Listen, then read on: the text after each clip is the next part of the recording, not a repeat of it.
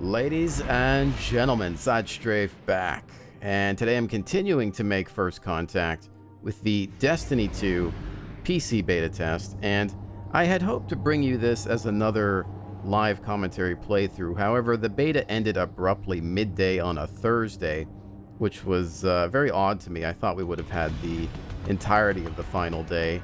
And, you know, with that said, who the hell runs a beta test during a work week and doesn't even offer a preload? Very strange, and I almost feel like it was intentional. I was going to say incompetent because that was the other thing that I was thinking. But it just seems like maybe they were trying to limit the amount of people playing this. Would they be concerned with server performance, stability? Were they afraid of PC gamer feedback? Did they think that we would be too harsh, considering that this has generally been console fare? I'm not sure. That all seems illogical, but then again, we are talking about game developers and publishers, so I don't think logic ever really applies. If it was me, I would of course offer a preload prior to a weekend, let people play during the weekend, maybe go into a Monday. Hell, if it was me and I had all that Activision money, millions of dollars, I think I would run my game for a longer duration because, well, generally one would hope to be proud of their creation and not afraid of sharing it and allowing people to decide whether they want to actually purchase the title or not. But hey, I've never really considered myself to be a great businessman. I've always just tried to do the right thing, and often the right thing isn't what makes a company money. So with that said, rant one out of the way, I will tell you that the open world Destiny 2 test intrigues me far more than what I experienced within the story introduction found in the first contact video that I had released the other day. I'll have that linked in the description below if you haven't watched it, by the way. It wasn't bad. It wasn't the worst thing I'd ever played, but obviously very linear and not a true test of what Destiny is really about. The bright side to that experience was that it looks like they're taking storytelling a lot more seriously, which is what was originally intended for Destiny. The lead writing staff back in the day, the early days of development, had presented a grand storyline, and supposedly the leads at Bungie, potentially even Activision, thought that it was too traditional or mainstream, and well, they scrapped a lot of the core ideas and rebuilt the game, which cost a lot of time when it comes to development. And when you're making a game, time is everything, and they lost a ton of time based on that decision.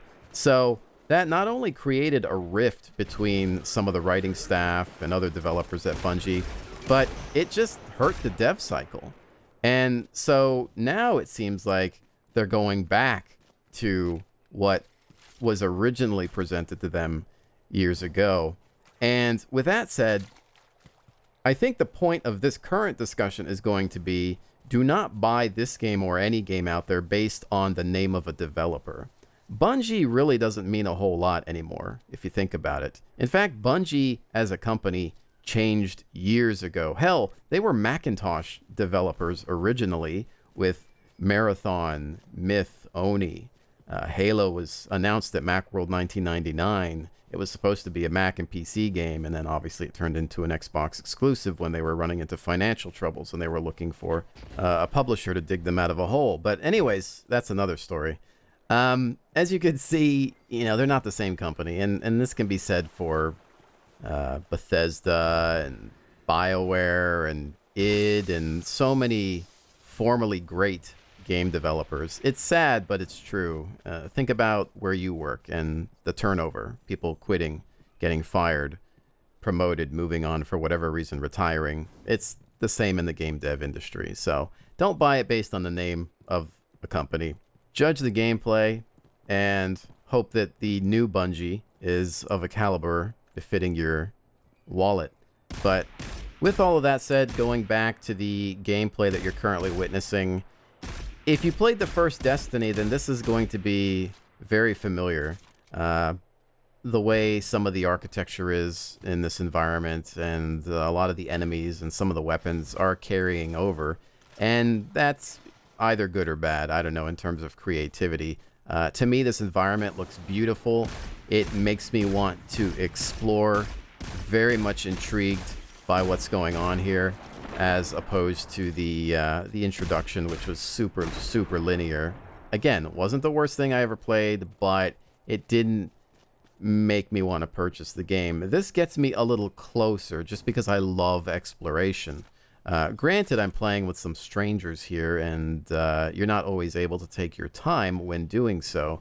I would always recommend playing any cooperative game with friends if you can, but otherwise the matchmaker seemed to work alright, even though it was during a beta phase.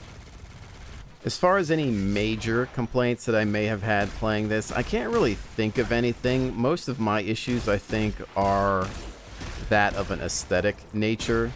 For example, the weapon model sizes are pretty large and in charge, and even running at 100 FOV, I wasn't able to shrink that down at all. And it's not a big issue. It doesn't detract from the gameplay necessarily, but if you're like me and you love looking at scenery, then you'll find yourself switching to a smaller weapon in order to look around. I don't know if the game is going to come with one, but I would definitely appreciate a photo mode like that of what is found in Uncharted and Horizon Zero Dawn. I think all games should have photo modes where you can hide the characters, or, you know, go into a third person to take pictures of yourself and your buddies, especially considering the fact that a lot of the scenery that we're looking at here is absolutely gorgeous. I'd love to be able to take some nice screenshots of this.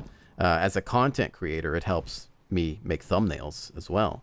But with that said, continuing to talk about the weapons themselves, they're going towards this brightly colored esport theme, it seems, and I think a lot of the artistic changes that we're seeing in Destiny started as far back as some of their DLC from the first title, where when the game first came out, it had this gritty science fiction vibe where a lot of the weapons had some really great futuristic, believable designs and textures that were more befitting that of military weapons. Whereas with later expansions or DLC found in the Season Pass, we're seeing a move towards brighter colors, that esports vibe that I talk about. And in some cases, we saw stuff that was maybe reminiscent of Game of Thrones with armor ideas and wolf pelts and swords and stuff like that. And then later on, things more alien in nature, things that even look like something you could find in the game Warframe, which is a game that is often compared to Destiny, a game that came out before Destiny. Many people tell me that they feel Warframe is just a better title, so I sometimes wonder if Bungie has taken any ideas from Warframe. As most of you know, the reason I don't play that title is simply because I can't get into the whole idea of the shark suit ninja people. It's just one of those things where if I can't gel with the look of the game, then my interest is generally lacking. Destiny's early artistic direction was one that attracted me greatly, so much to the point where I even bought the concept art book, and the original conceptualizations behind Bungie, even dating back to Halo, for me were fantastic. I loved a lot of their armor and weapon designs, and I feel like we're losing that original vision, especially looking back at the Destiny Season Pass and maybe going into this title. It's not as bad. Some of the weapons I think are carrying over, but I'm feeling a change in terms of skinning and color palette. Hopefully there will be cosmetic options for those of us that want to change the way our characters look so as to be able to, you know, create something unique or perhaps more traditional if that's what you want. But hey, again, this is all subjective. You know, to each their own. You might appreciate their new direction. I'm a fan of the original conceptualizations. I miss that, but that's just me. So with that said, as I was talking about earlier, it's a new Bungie, and so they've got new artists and new concept people, and potentially only a fraction of the original individuals remain. So this may just be where they want to take it, because it's their game and it's what they like. And hey, if I was making a game, I would be doing things that I like. But moving on to sound effects, I have to say again, I found them to be better in the first Destiny. Granted, their lead audio guy was fired for an interesting reason that you can look into. I won't go into it here because it would be a long story. And so I don't know that, you know, we're going to get the same caliber audio.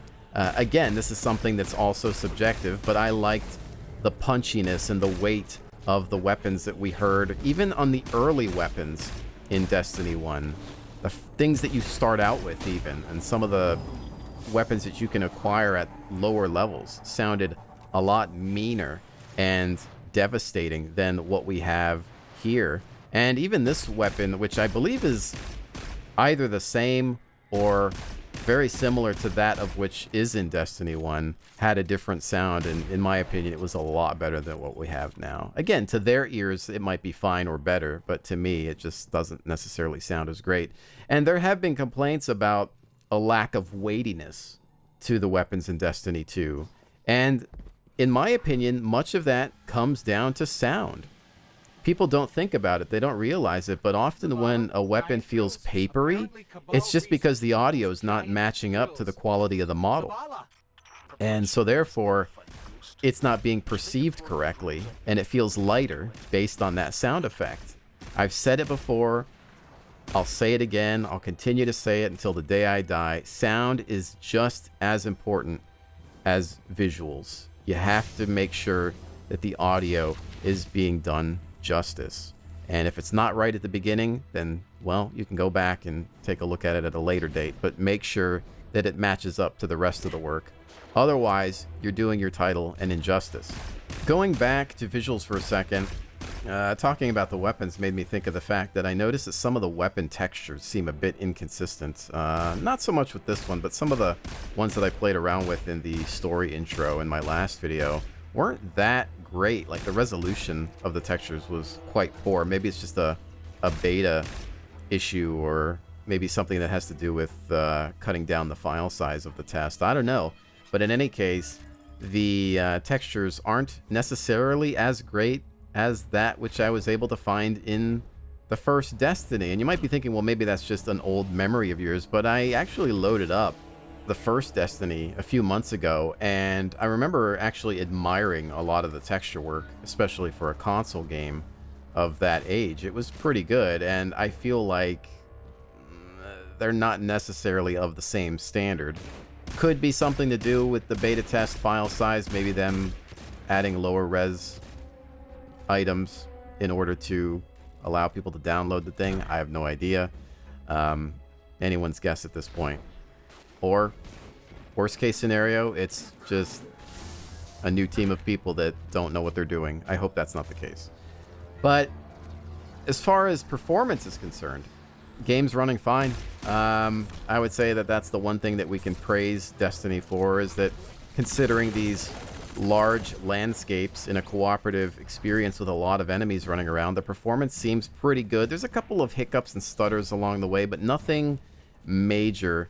And again, it's going to depend on everybody's system, but I was consistently in the hundreds of FPS, sometimes over 120, and I think they're taking this aspect of PC gaming seriously. They have SLI support. There's a newer driver out that supports that. I'm not sure how great their CPU support is, so I don't know how many cores this game handles, or threads. I'd have to look into that one. But I know they're taking advantage of the video cards. Uncapped frame rates, 4K resolution, you name it, they got it. And so that's great. There's a ton of options. You can mess with your key bindings, your controls. FOV slider is in there. Again, I'm running this at 100 FOV. So to Bungie, or whoever's bringing us this version of the game, thank you for understanding that PC gamers matter. There's a lot of us, and, well, combined, we're going to bring you a lot of cash. So take it seriously. Continue to improve this game. Once it's out, don't give up on it. Continue to update it. Continue to work on performance enhancements. Continue to utilize new processors and video cards. Pay attention to driver updates. Smoothen the experience. Work on your visuals. Work on your audio.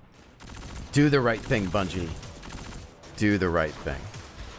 And with that, I think we're going to have to bring this to a close as I am running out of footage, unfortunately, due to the beta going down unexpectedly. One final note going into the future of Destiny 2. I believe they are continuing to embrace the Season Pass structure, which, as far as I know, is even an Activision invention. I believe Season Passes started with Call of Duty games, specifically. Expansions have been around for years, but the Season Pass concept, I think, started with COD. You guys can correct me if I'm wrong. But with that, if Destiny 2 decides to release a Season Pass that includes new maps or modes or anything that could potentially fracture their community, then big mistake. Even companies like EA are starting to realize that Season Passes based on presenting content are generally a bad idea, because you end up with a percentage that buys the pass and a percentage that doesn't, which means you try to queue up for a match and you can't find anybody because not enough people bought into it. Now, this is a different type of game. It might not be the same kind of problem. Again, Activision loves their Season Passes. I don't really see them going away from that model for a very long time, if ever. But anyways, ladies and gentlemen, we're going to finish up here, literally running out of footage. This strike mode allowed me to experience a little bit of exploration, which is really a selling point for me. I would say that I'm more likely to pick this title up based on this experience versus what I played in the intro, although I do like a lot of storytelling. So if they can mix this with some grand storytelling, then it might be something that I will thoroughly enjoy and potentially consider doing a playthrough of. But with that, PC version doesn't come out till October. The console version comes out in something like a week, early September. So you might just want to check out what the console people are dealing with and then go from there once the PC version hits. But with that, ladies and gents, hope that you've enjoyed this. I'll see you on the next one.